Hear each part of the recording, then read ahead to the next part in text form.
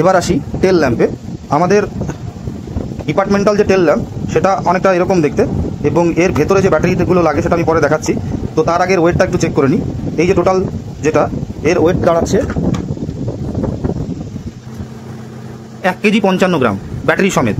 এবং এই যে ব্যাটারি দীর্ঘদিন লাগিয়ে রাখলে, ট্রাই কালার টর্চের ক্ষেত্রেও যা হয় এর ক্ষেত্রেও সেই একই, দীর্ঘদিন লাগিয়ে রাখলে সেই ক্ষেত্রে ব্যাটারির অ্যাসিড বেরিয়ে গিয়ে সম্পূর্ণ লাইটটাকেই নষ্ট করে দেয়। তো এটা ছিল 1 কেজি 55 গ্রামের লাইট। এবার দেখি এর মধ্যে ব্যাটারিটা যেগুলো লাগানো রয়েছে, এটার মধ্যে 4টে ব্যাটারিতে লাগে।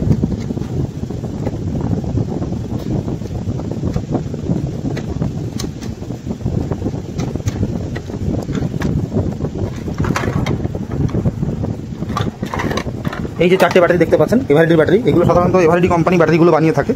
তো এই যে ব্যাটারিগুলো, এগুলো কিন্তু মার্কেটে সব জায়গায় অ্যাভেলেবেল না, এবং পাওয়া গেলেও সেটা খুব কস্টলি।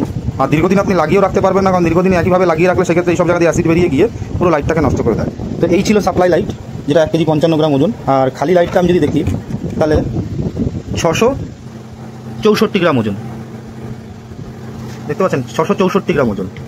এবার আসি আমার বানানো টেল ল্যাম্প নিয়ে। তো আমার বানানো টেল ল্যাম্প যেটা, সেটা এই যে রিচার্জেবল টেল ল্যাম্প। এখানে 5টা হাই গ্লসি এলইডি রয়েছে। প্রথমে আগে সুইচ দিয়ে দিই, এই যে। তো মোবাইলে হয়তো লাল কালারটা একটু অন্যরকম দেখাতে পারে, কিন্তু একটা অ্যাকচুয়ালি রেলে যে লাল রঙটা ব্যবহার হয় হাই গ্লসি রেড, সেটাই। এবার এটাকে বন্ধ করে দিলাম। এই যে দেখুন, এখানে একটা ছোট্ট সুইচ লাগানো রয়েছে, এবং এই সাইডে টাইপ সি পোর্ট রয়েছে। এখন আলাদা করে যেহেতু এর সঙ্গে চার্জার দেওয়া হয় না, কারণ সব মোবাইলেই সি পোর্ট চার্জার রয়েছে, সি টাইপের চার্জার। তো তাই এখান থেকে সি টাইপের এইটা লাগিয়ে দেওয়া হয়েছে, এবং লাইটটা যাতে হঠাৎ করে পড়ে গিয়ে এই সুইচ বা এই চার্জিং পোর্টটা ড্যামেজ না হয়, সেই জন্য এখানে কিন্তু প্লাস্টিকের গুটখা লাগানো আছে, যা রীতিমতো প্রোটেক্ট করছে এই সুইচ এবং পোর্টটাকে। পাশাপাশি দেখার চেষ্টা করি, এখানে যে স্ক্রুগুলো, 4টে স্ক্রু ছিল, সেগুলোকেও গ্লু দিয়ে ঢেকে দেওয়া হয়েছে যাতে জল না লাগে। পাশাপাশি এটাকে ঝোলানোর জন্য এই যে স্টিলের চেন রয়েছে, এটা ঝোলানোর জন্য স্টিলের চেন রয়েছে, যে কোনো জায়গায় ঝোলানো যাবে।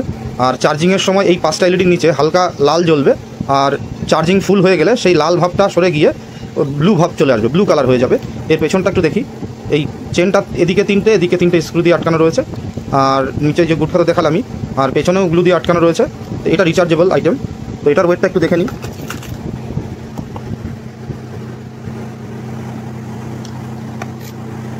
এর ওয়েট মাত্র 155 গ্রাম। এর ওয়েট মাত্র 155 গ্রাম। এরই আর একটা মডেল রয়েছে, এটা হচ্ছে স্টিলের চেন দেওয়া রয়েছে। আর এই আর একটা মডেল রয়েছে, যেটা কিনা শুধুমাত্র কোচের পেছনে বা ওয়াগনের পেছনে বাঁধানোর জন্য, যেটা রয়েছে একটা টিনের পাতি লাগানো আছে, শক্তপোক্ত পাতি। এটাও স্ক্রু দিয়ে লাগানো হচ্ছে, এবং স্ক্রুগুলো খুলবে না, সবথেকে বড় কথা খুলবে না। এর ওয়েটটা দেখে নিই। এর ওয়েটটা যেহেতু পাতলা টিন রয়েছে, তাই এর ওয়েটটা কিন্তু একটু কম, অর্থাৎ 144 গ্রাম। আর আগেরটা হয়েছিল 155 গ্রাম। দুটোর ফিচার্সই এক। আর বৃষ্টির জল যাতে না ঢোকে, ছিটে ফোটা জল আর কি, এবার চুপিয়ে দিলে পরে কিন্তু সুইচ দিয়ে জল ঢুকতে পারে, বাকি অন্য কোনো জায়গাতে জল ঢোকার চান্স নেই। কিন্তু নর্মালি জল তো ওপর থেকে নিচে পড়ে, লাইটটা এরকমভাবে থাকবে। লাইটটা একবার জ্বালাই, তো এই যদি আমি লাইটটা জ্বালাই, এরকম জ্বলবে, এবং অনেক দূর থেকে দেখা যাবে, যেহেতু হাই গ্লসি রেড। তো সেক্ষেত্রে এরও সেম ফাংশন রয়েছে। পেছনে শুধু আপনার ওপরে যে চেনটা ছিল, সেই চেনটা নেই, এতে পাতি দেওয়া আছে মাপ করে, যাতে ট্রেনের কোচের পেছনে যে অ্যাঙ্গেল থাকে সেই অ্যাঙ্গেলে লেগে যায়। আর এটা ফাইবার বডি, লাইট ওয়েট তো দেখলেনি। আর সাইডে যাতে জল না ঢোকে, এই জন্য চারিপাশ দিয়ে এই মোবাইলের আঠা দিয়ে দেওয়া হয়েছে।